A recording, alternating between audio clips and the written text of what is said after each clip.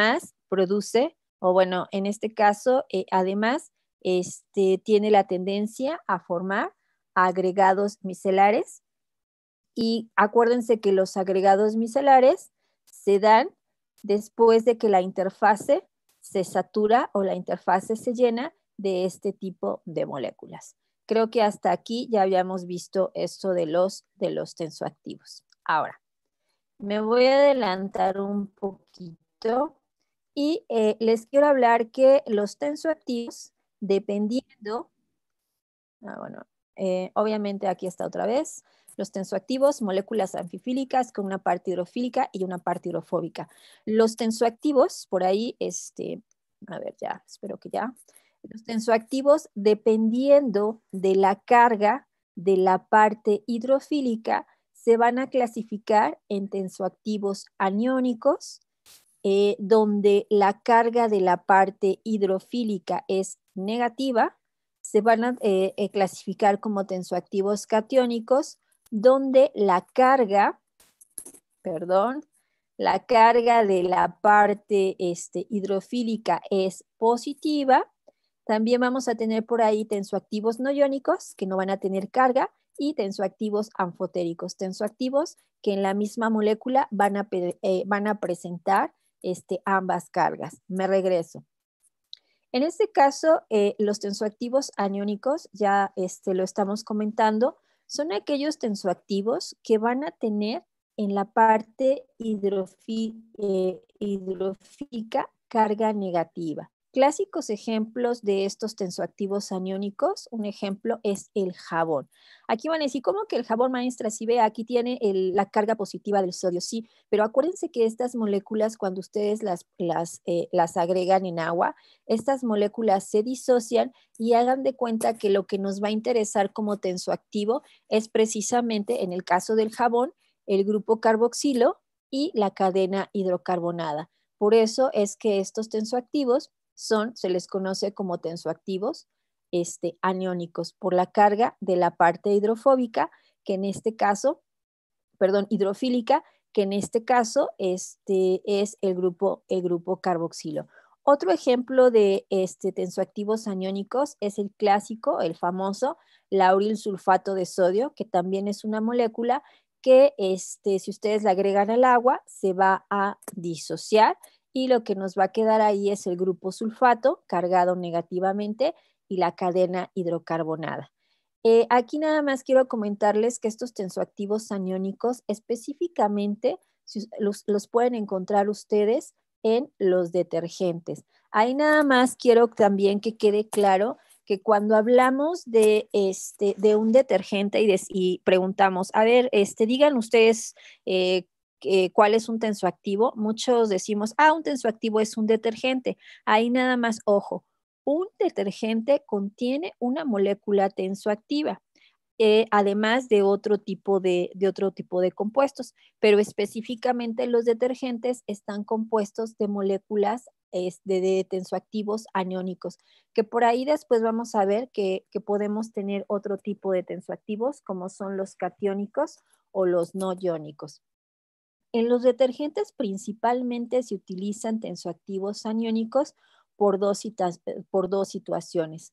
La primera es que los tensoactivos aniónicos, con respecto a los otros tensoactivos, son buenos promotores o buenos formadores de espumas. Acuérdense que por ejemplo, muchas amas de casas dicen que si no espuma, no lava. Entonces, un porqué de utilizar tensoactivos aniónicos en los detergentes es porque estos producen una mayor cantidad de espuma comparados con los otros tensoactivos. Otra principal aplicación del porqué tensoactivos aniónicos en los detergentes es que muchas de las fibras textiles o de las superficies sólidas están cargadas negativamente. Entonces, esto hace que con la presencia de los tensoactivos aniónicos por carga, si la interfaz está cargada o la mayoría de las superficies sólidas, llámense, por ejemplo, fibras textiles, están cargadas negativamente, Esto quiere decir que el tensoactivo no se va a pegar en la fibra. Si yo lo que quiero es arrancar o quitar la suciedad, imagínense qué pasaría si estos tensoactivos, en vez de, digamos, se absorben en la fibra textil y ya me costaría mucho trabajo quitar esta suciedad. Entonces, también es por eso que en los productos de detergentes, lavatrastes, por ejemplo, hasta en los champús, en las pastas de dientes, están presentes los tensoactivos aniónicos porque la mayoría de las superficies sólidas tienen carga negativa y eso evita que estos tensoactivos se absorban en la superficie sólida e impidan quitar las manchas. ¿Cuáles son las desventajas de estos tensoactivos aniónicos? Hay ventajas, ya lo vimos, que no se absorban en las superficies y que son buenos formadores de espuma. ¿Cuál es un problema de los tensoactivos aniónicos? Que bajo la presencia de agua dura, estos compuestos precipitan. Aquí, por ejemplo, tenemos el jabón. El jabón, por ejemplo, acuérdense que el jabón es una sal de un ácido carboxílico, que puede ser de hidróxido de sodio o puede ser de hidróxido de potasio. Si nosotros agregamos estas moléculas en el agua, las moléculas se disocian y así el tensoactivo puede, digamos, el tensoactivo puede llevar a cabo su acción de remover la mugre, la suciedad. Pero ¿qué pasa cuando tenemos presencia, por ejemplo, en el agua dura, donde tenemos presencia de iones calcio y de iones magnesio? El problema con la presencia de estos iones es que estos iones, si se pegan a esta molécula tensoactiva, vamos a tener ahora sales de calcio y sales de magnesio, y estas sales de calcio y estas sales de magnesio son insolubles. Yo no sé por ahí, déjenme aquí hacer esto más pequeñito. Yo no sé si por ahí ustedes han notado que cuando ustedes, por ejemplo, agregan jabón o agregan detergente en una cubeta y lo dejan en algún tiempo, o en una tina, lo dejan algún tiempo y cuando lo retiran, no sé si han visto que alrededor de la cubeta o alrededor de la tina se forma un anillo blanco. En este caso, precisamente ese anillo blanco corresponde precisamente a las sales de calcio y de magnesio que se han precipitado de estos compuestos. Es por eso que en la industria de los detergentes, si ustedes revisan la formulación de un detergente, revisan la formulación de un jabón, por ahí se van a encontrar un compuesto que ya para ustedes es muy conocido, que es el famoso EDTA. ¿Para qué sirve el EDTA? ¿Alguien sabe? ¿O para qué se Acompleja usa el el calcio, EDTA? ¿no? Para precipitar el Acompleja calcio. En este caso, el EDTA es un secuestrante, por ejemplo, de metales o de algunos compuestos, por ejemplo, en agua duras, serían secuestrantes para el calcio y para el magnesio, y eso hace, y digamos, en las formulaciones están presentes para evitar que estos compuestos precipiten. Entonces, digamos, los tensoactivos aniónicos, les decía, son los más utilizados en productos detergentes, de limpieza, champús, pastas de dientes, por esas características, pero el único problema es la presencia del iones calcio y magnesio que hace que estos compuestos precipiten. Ahora, por ahí tenemos los tensoactivos catiónicos. Los tensoactivos catiónicos, si lo ven, aquí lo que habíamos comentado es que la parte polar tiene una carga positiva. Por lo general, estos tensoactivos catiónicos se producen a partir de aminas cuaternarias, y una vez teniendo una amida cuaternaria, ya por ahí la parte hidrofóbica ya es ya puede ser una parte hidrofóbica de N cantidad de carbonos, o como lo ven por aquí, ya aquí tenemos la presencia de un ciclo. Entonces, los tensoactivos catiónicos son producidos a través de aminas cuaternarias y precisamente el grupo amino es el que le da la carga positiva. A comparación de los tensoactivos aniónicos, los tensoactivos catiónicos se usan más como suavizantes. En este caso, hagan de cuenta, espero que me lo crean así. Imagínense ustedes que tienen una fibra textil que tiene cierto tipo de suciedad. Digamos, los diferentes tipos de suciedad pueden ser tres. Pueden ser azúcares, pueden ser partículas finamente divididas, por ejemplo, polvo, y otra de las manchas o suciedades que podemos tener en una fibra textil son las grasas. Por ejemplo, en el caso de tener mugre azucarada o mugre que viene precisamente de compuestos de azúcar, no tenemos ningún problema porque en el simple hecho de poner la prenda textil en agua, es muy fácil que los azúcares se solubilicen. Pero, ¿qué pasa con la mugre particulada y la mugre grasa? Ahí es más difícil de remover. Entonces, en el caso de la mugre particulada, imagínense que la mugre particulada está sobre está sobre la superficie de la prenda textil. Lo que hacen los tensoactivos aniónicos, acuérdense, dijimos que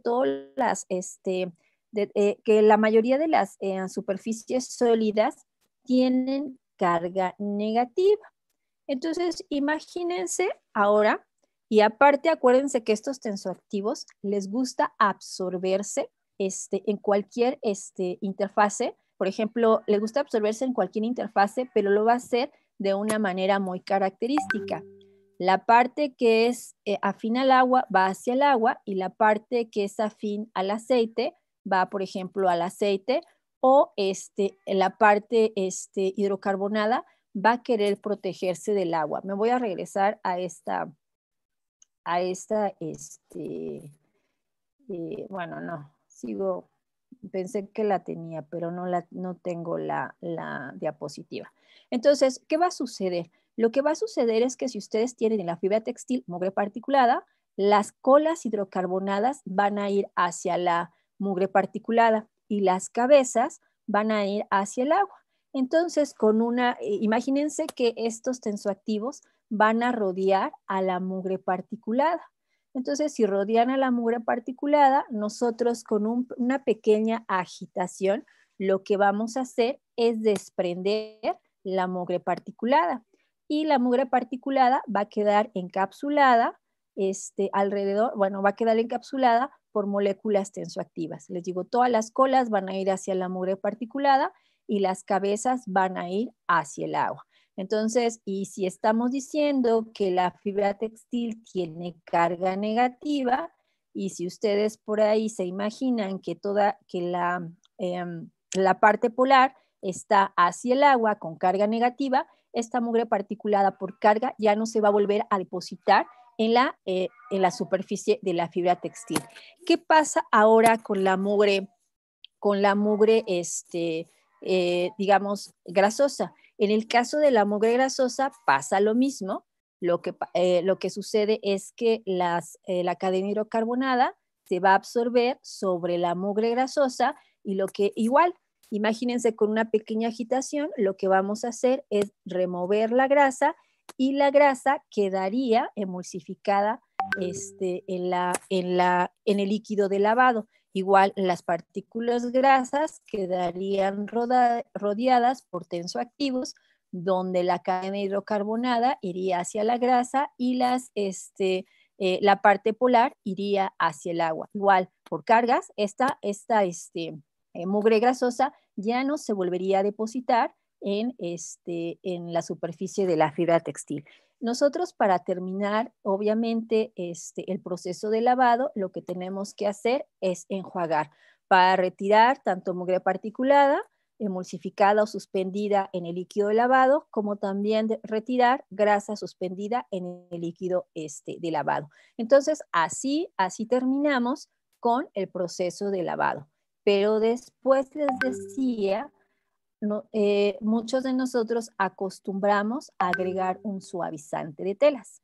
Aquí lo que estoy diciendo es que la mayoría de los suavizantes de telas lo que utilizan son tensoactivos catiónicos con carga negativa. Entonces, ¿qué creen que suceda? Acuérdense que estamos diciendo que la mayoría de las fibras textiles tienen carga negativa o la mayoría de las superficies sólidas tienen carga negativa. ¿Qué creen que suceda ahora si se encuentran con moléculas tensoactivas de tensoactivos catiónicos que tienen carga positiva? ¿Qué sucederá? ¿Qué sucederá? Van a atraerse por interacción electrostática. Ok, van a atraerse por interacción electrostática. Entonces, ¿qué va a pasar con las moléculas tensoactivas que tenemos como presentes en los suavizantes? Lo que van a hacer es que se van a absorber sobre la fibra textil.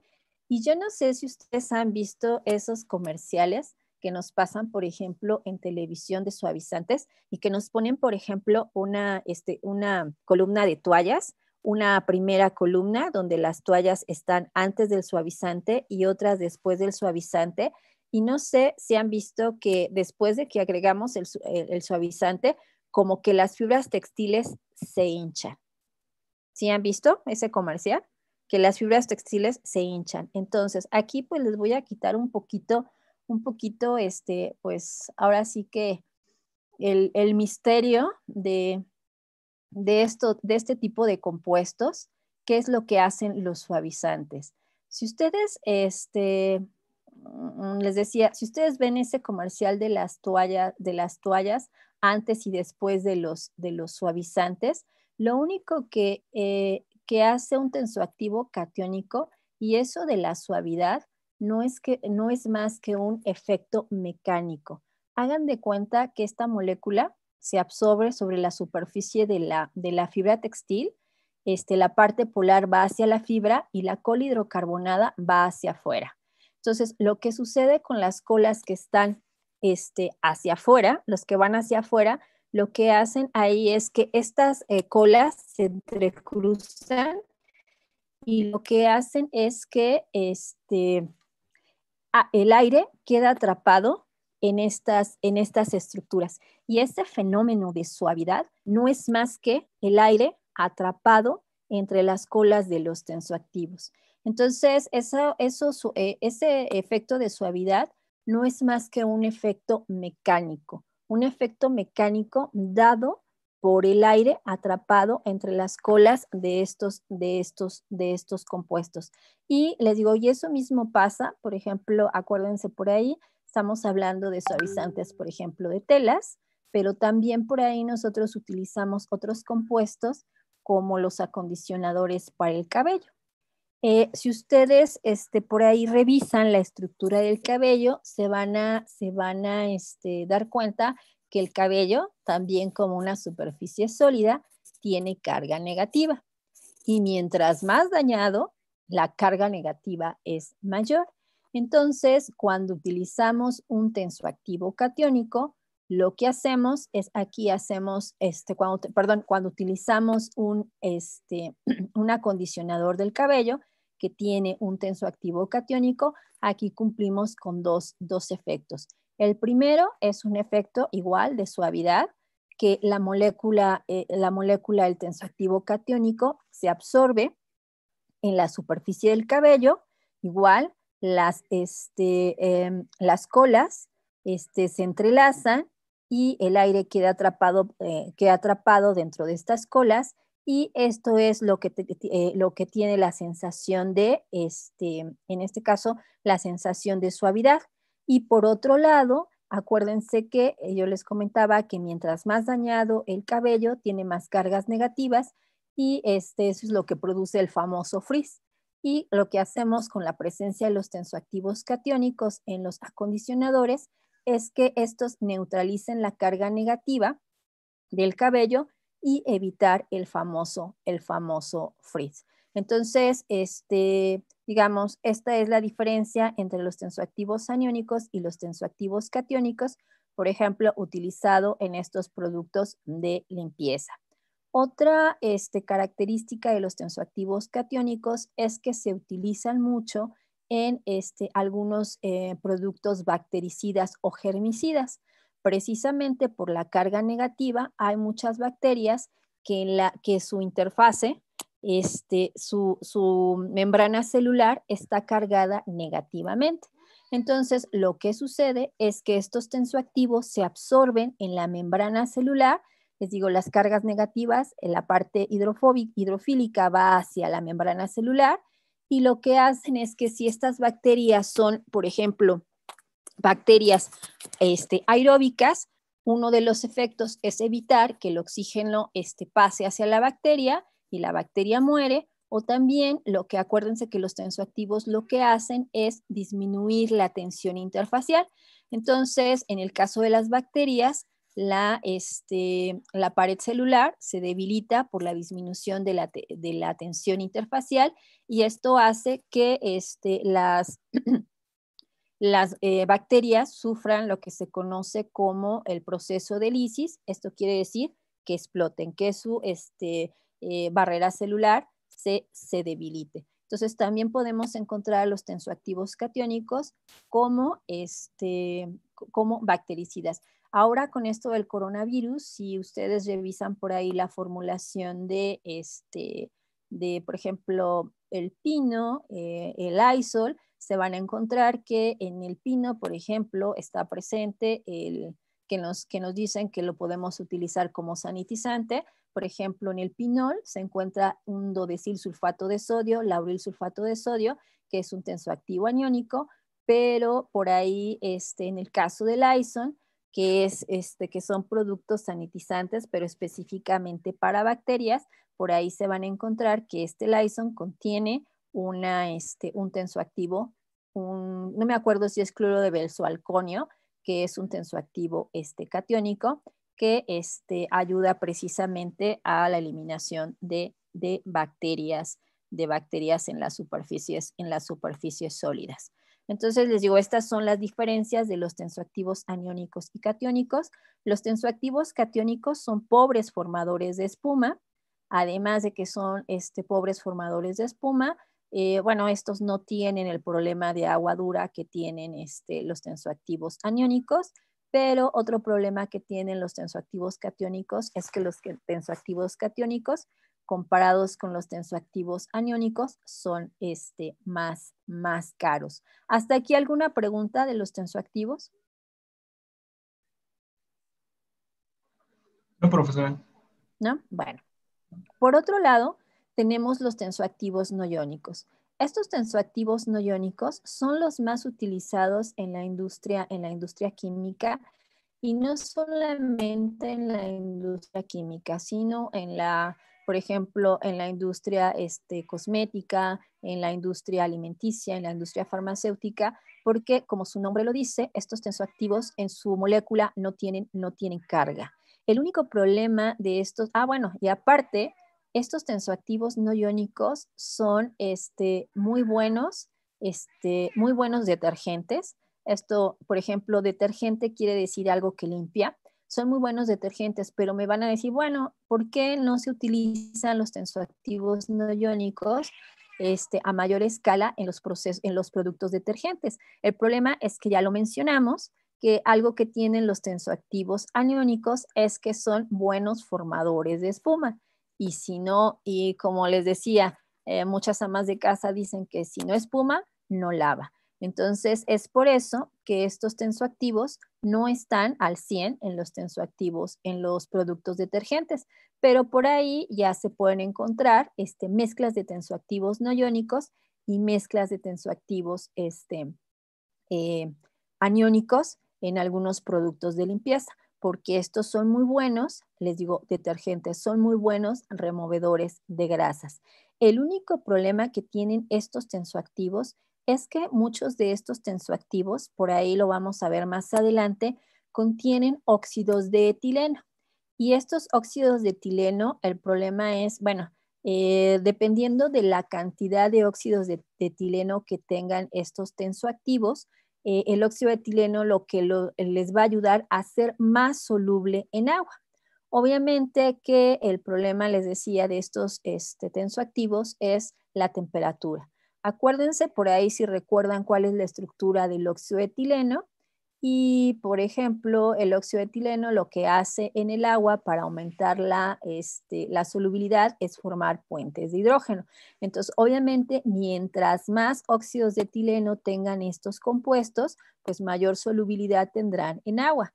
Pero, ¿qué pasa con el aumento de la temperatura? Si aumentamos la temperatura, lo que sucede es que los puentes de hidrógeno que se formaron con el óxido de etileno se rompen y estos compuestos se vuelven insolubles. Entonces, un problema de los tensoactivos no iónicos es la temperatura, pero no tienen problemas con aguas duras, por eso son muy utilizados, les decía, en estas industrias.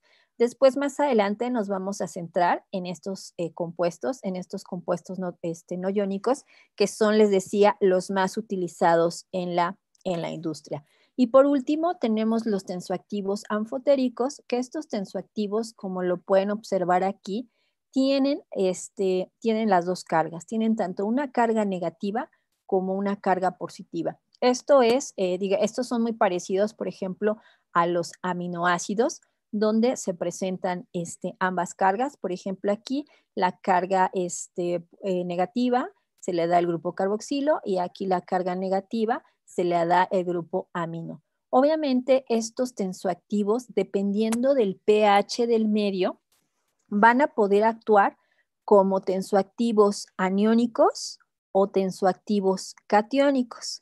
Estos compuestos también son muy caros porque, les digo, precisamente por esta característica de estas moléculas y además tienen que, digamos, como su función depende del pH, tienen que tener estrictos controles de pH. Por ejemplo, estos tensoactivos anfotéricos donde más se los van a encontrar es, por ejemplo, en productos para bebés, como por ejemplo champús para bebés donde el pH es muy específico para evitar, para evitar irritaciones. Otra cosa que quiero comentarles, en el caso de precisamente de los champús, y de los jabones, precisamente es la irritación que causan estos compuestos. Yo no sé, cuando les caen, por ejemplo, jabón o que les cae champú en los ojos, precisamente los causantes de esa irritación son los tensoactivos aniónicos y es por eso que en el caso de productos para bebés se utilizan estos compuestos que son menos irritantes por ejemplo, para los ojos de los bebés. Aunque también, a comparación de todos los tensoactivos, estos tensoactivos serían los más caros, los tensoactivos anfotéricos. Entonces, digamos, esto es a grandes rasgos la clasificación y las ventajas y las desventajas de estos tensoactivos. Entonces, ahora lo que vamos a ver es, si no hay dudas, ¿no hay alguna duda de los tensoactivos? No, profesora. ¿No? ¿Por qué digo, alguien me puede comentar por qué digo que las amas de casa dicen que si no espuma no lava? ¿Qué tiene que ver la espuma con un proceso de lavado o un proceso de detergente? ¿Qué me puede decir?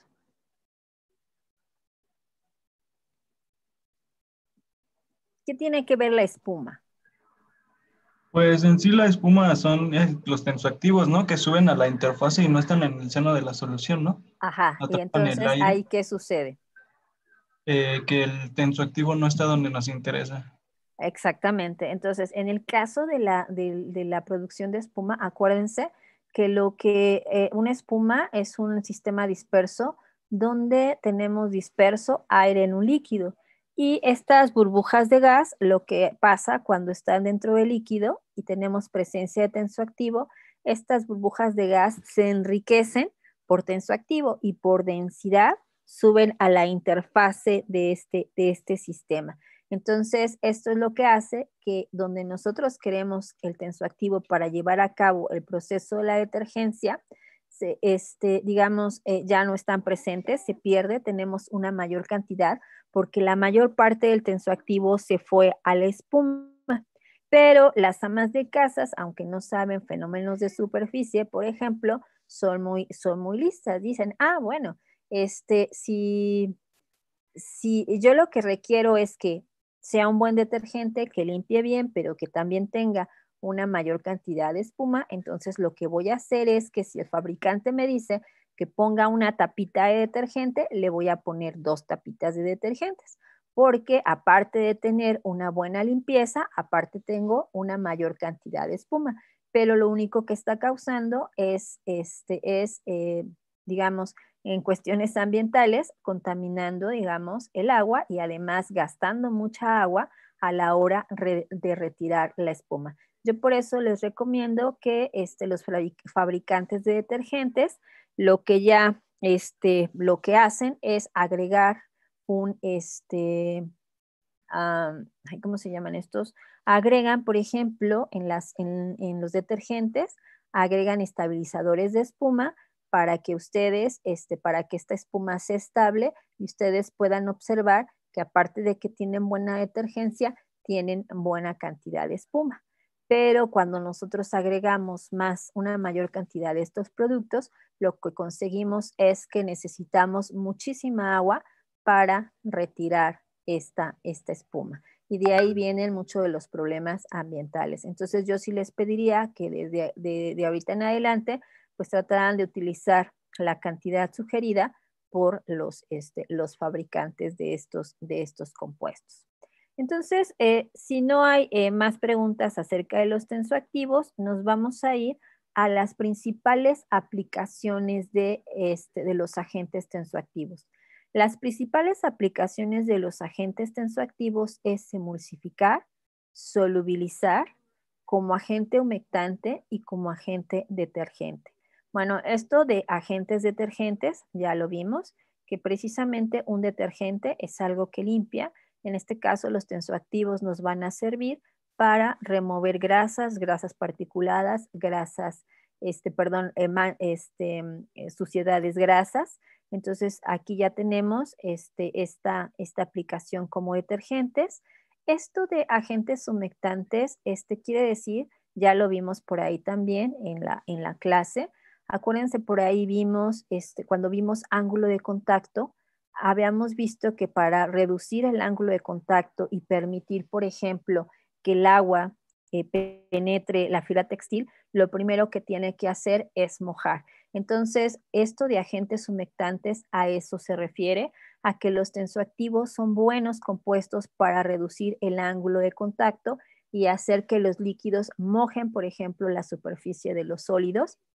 Entonces, aquí los podemos ver como agentes humectantes, aquí los podemos ver como agentes solubilizadores. En este caso, podemos hablar que los tensoactivos son agentes solubilizadores, pero acuérdense, es por lo siguiente. Me voy a regresar a esta diapositiva, que los tensoactivos tienen la capacidad de formar agregados micelares. Si se acuerdan, estos agregados micelares, la característica que tienen es que si, por ejemplo, este es un disolvente, como en el caso del agua, acuérdense que las colas van a protegerse del agua y van a ir hacia adentro de la micela, y las cabezas, que son las cabezas hidrofóbicas, son las que tienen contacto con el agua. Si ustedes por aquí observan la característica de esta micela, podríamos ver que la parte interior de la micela tiene carácter hidrofóbico. Y entonces, con la presencia de estas micelas en la solución, si yo, por ejemplo, vamos a suponer que esto es agua y agrego benceno, ustedes saben que, por ejemplo, el benceno y el agua no son insolubles, pero cuando tengo presencia de micelas, por el carácter hidrofóbico del interior de la micela, yo puedo encapsular o atrapar este benceno y quedaría en el interior de las micelas. Entonces, si estamos hablando que el agua y el benceno son insolubles, pero cuando tenemos micelas, el benceno queda atrapado en el interior de la micela, podríamos observar que el benceno se solubiliza en el agua. Pero ahí, ojo, no es que el benceno se solubiliza en el agua, sino que se encapsula en el interior de las micelas. Entonces, por eso podemos decir que los tensoactivos son buenos solubilizantes. Pero obviamente esto de solubilizantes quiere decir cuando tenemos presencias de micelas. Ahora también, los tensoactivos son buenos agentes emulsificantes. Más adelante vamos a ver que estos tensoactivos nos van a permitir tener emulsiones estables, ya sea agua-aceite o aceite en agua. Esto quiere decir que, por ejemplo, acuérdense que el agua y el aceite no se mezclan, pero con la presencia de un tensoactivo, lo primero que vamos a hacer es disminuir la tensión entre el agua y el aceite para que una de las fases, ya sea el agua o ya sea el aceite, se disperse en pequeñas gotas en la otra fase. Y así como en el caso de la espuma, los tensoactivos van a rodear ya sea a las gotitas de aceite o a las gotitas de agua y les van a impedir que éstas se separen y que se peguen y que se separen las fases. Y entonces estaríamos hablando que se ha formado una emulsión, ya sea agua dispersa en aceite o ya sea aceite disperso en el agua. Entonces, estas son digamos, las 4 principales aplicaciones o actividades de un agente tensoactivo: emulsificar, solubilizar, agente humectante y agente detergente. El problema es que cuando nosotros queremos, o sea, si ustedes revisan la literatura de los tensoactivos, se van a encontrar una gama muy grande de tensoactivos. Y, por ejemplo, si ustedes quisieran utilizar un tensoactivo como un emulsificante, lo que tendrían que hacer es probar con toda la gama de tensoactivos para ver cuál de esos tensoactivos les da el mejor, digamos, el mejor efecto. Pero para eso ya existe un método. Ya existe un método que nos va a permitir, a partir de un número que se le va a asignar a cada tensoactivo, que nos va a permitir saber cuál es la aplicación de ese tensoactivo.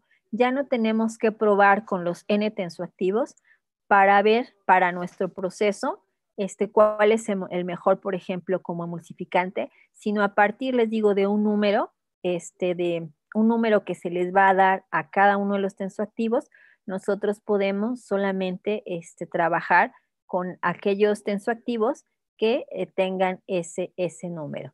Ese número se le conoce como HLB de los tensoactivos y bueno, y al final es un método.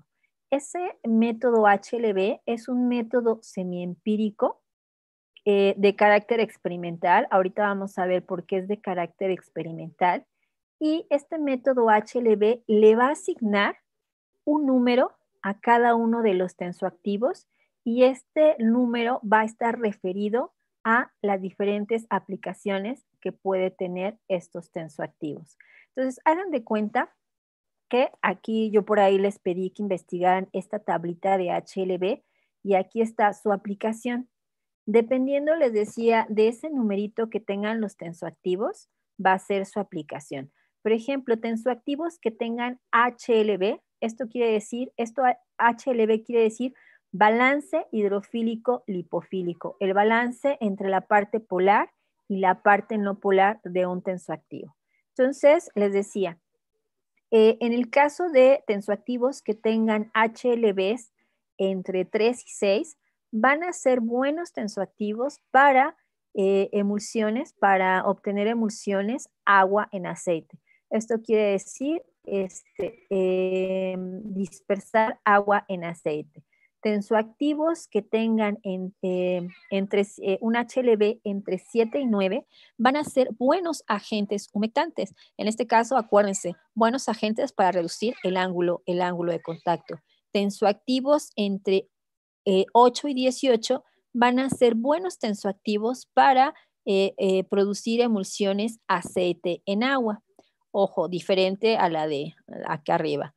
Tensoactivos que tengan HLBs entre 13 y 15 van a ser buenos detergentes.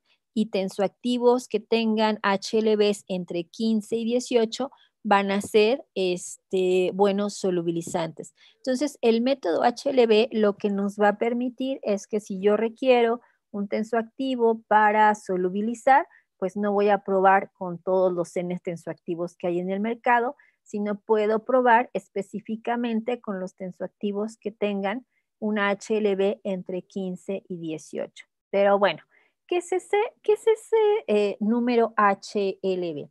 Hagan de cuenta que el método HLB surge por allá de los 1938, pero todavía se sigue utilizando y es un método que se utiliza mucho, después más adelante lo vamos a ver para fabricar emulsiones específicamente, pero también para determinar el HLB de los tensoactivos y saber su aplicación.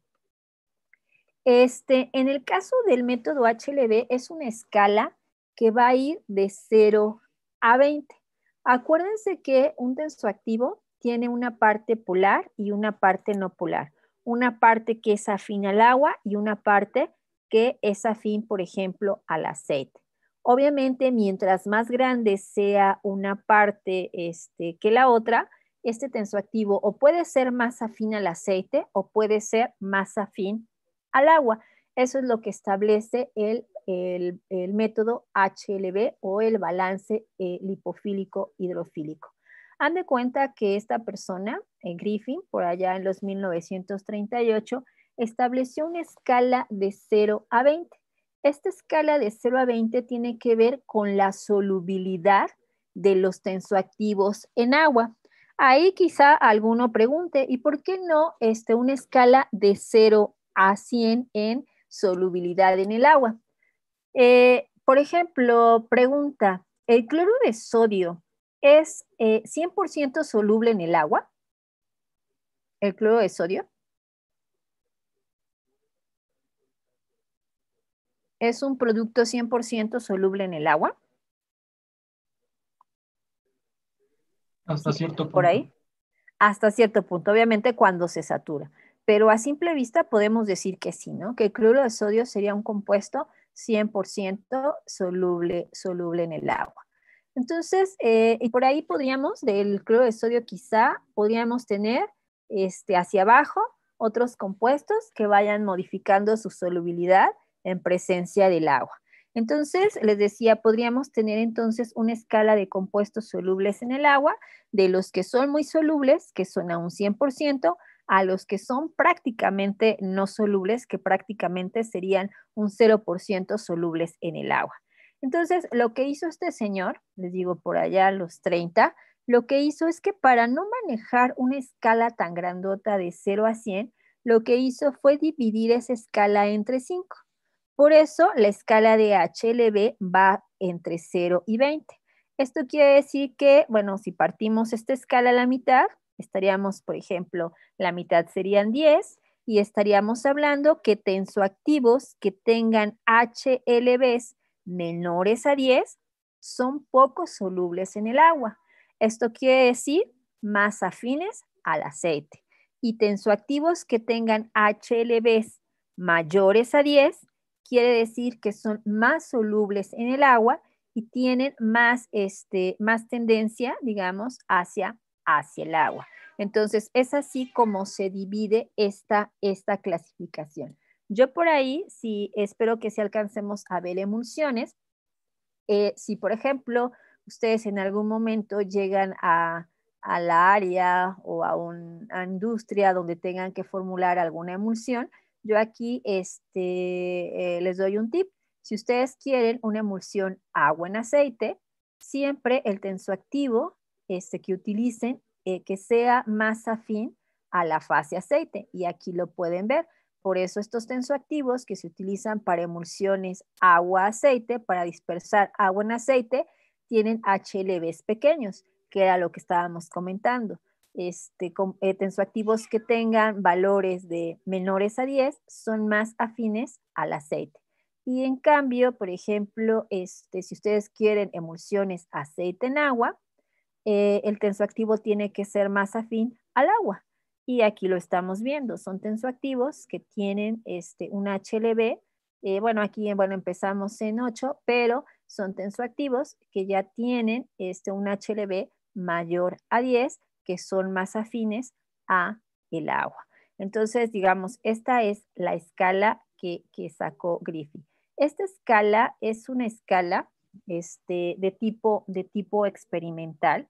Y esta escala es semi-experimental, que bueno, que la gente que se dedica a fabricar tensoactivos tiene que determinar el HLB de los tensoactivos de una manera analítica. Esto ya es una norma ASTM para determinar el HLB. Y el HLB de los tensoactivos se va a determinar a partir de esta ecuación. El 20 ya sabemos por qué, porque eso es parte de la escala. Y esto no es más que la mayoría de los tensoactivos se obtienen a partir de ácidos grasos y al final los tensoactivos son ésteres de ácidos grasos.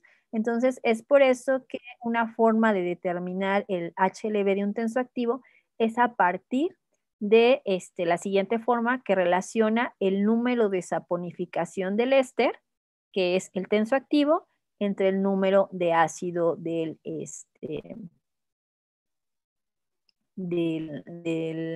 la materia prima o del tensoactivo, digo, del ácido graso del que vamos a obtener el tensoactivo. Entonces, para no hacerles el cuento largo, la forma de obtener, por ejemplo, el número de ácido y el número de saponificación también ya es una norma ASTM y por ejemplo, el número de ácido tiene que ver con el tensoactivo, con el éster, el número de ácido tiene que ver con la materia prima, con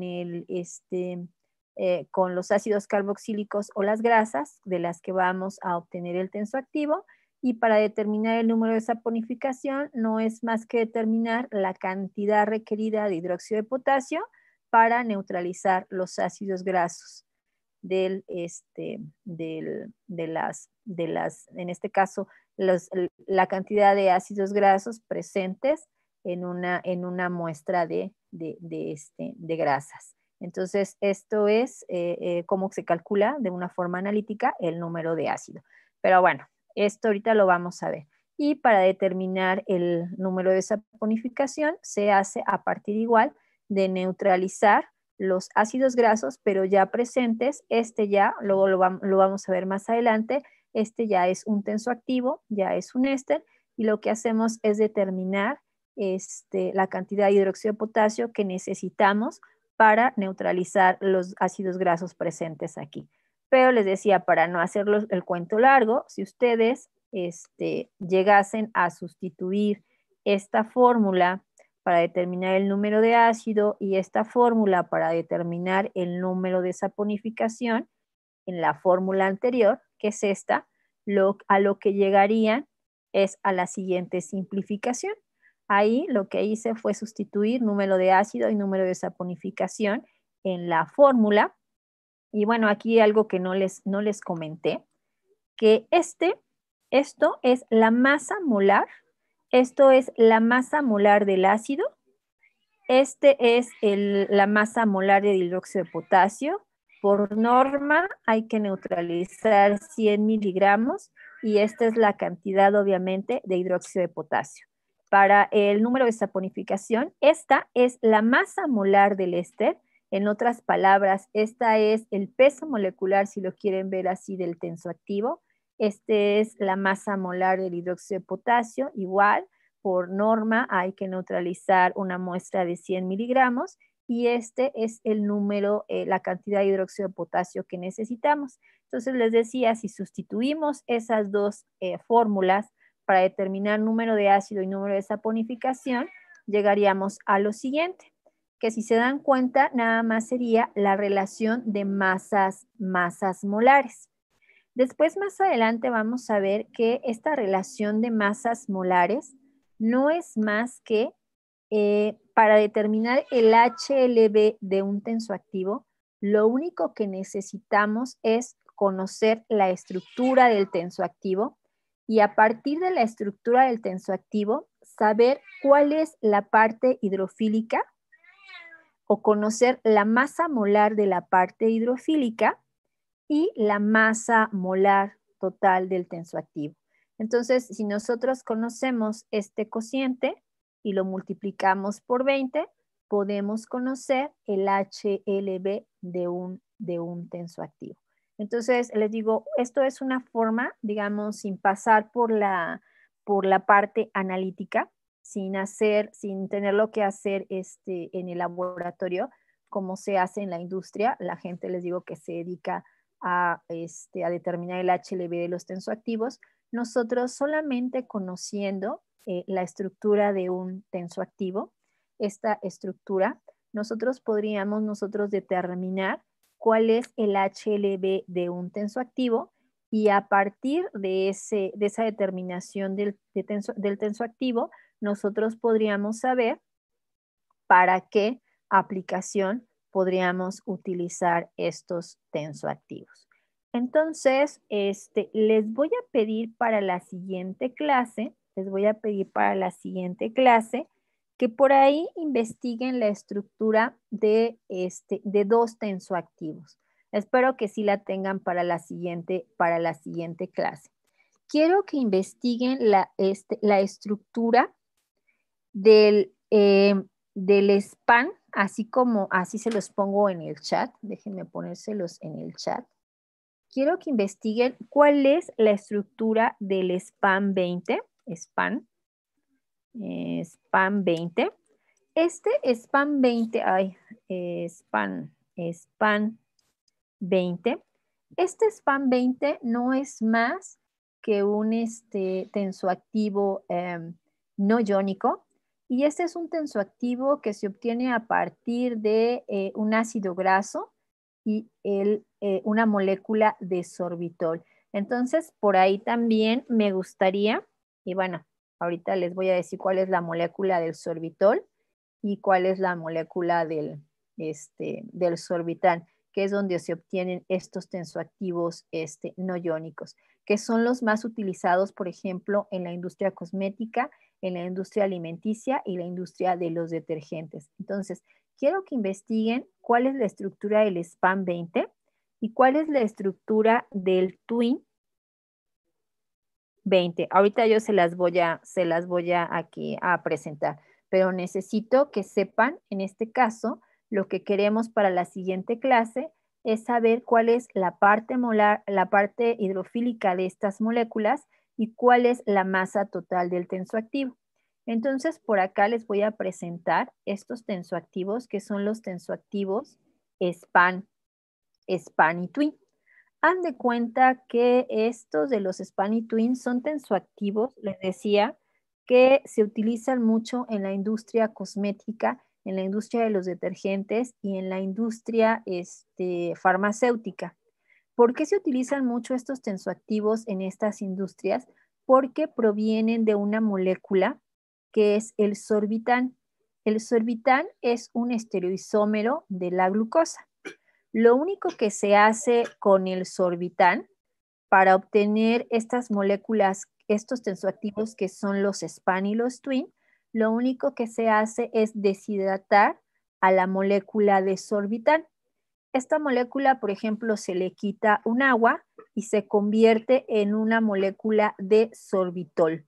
O sea, así como está, si lo ven, es un estereoisómero de la glucosa y es el sorbitán, que también se utiliza mucho como endulcorantes en algunos productos. Si por ahí, por ejemplo, tienen a la mano una cajita de chicles o una de estas carteritas de chicles y buscan la formulación, por ahí se van a encontrar que dentro de sus ingredientes está el sorbitán o el sorbitol, que no es más que un saborizante, y precisamente porque como son estereoisómeros de la glucosa, por eso los podemos utilizar en farmacia, por eso los podemos utilizar en la industria de los alimentos o en la industria cosmética y no pasa nada. Entonces, le decía, a estas moléculas lo único que se le hace es quitarle, por ejemplo, una agua, deshidratarla y obtenemos la molécula del sorbitol. Y luego a esa molécula de sorbitol, imagínense esta molécula sin un agua, obtenemos la molécula de sorbitol y lo que vamos a hacer es que la vamos a hacer reaccionar,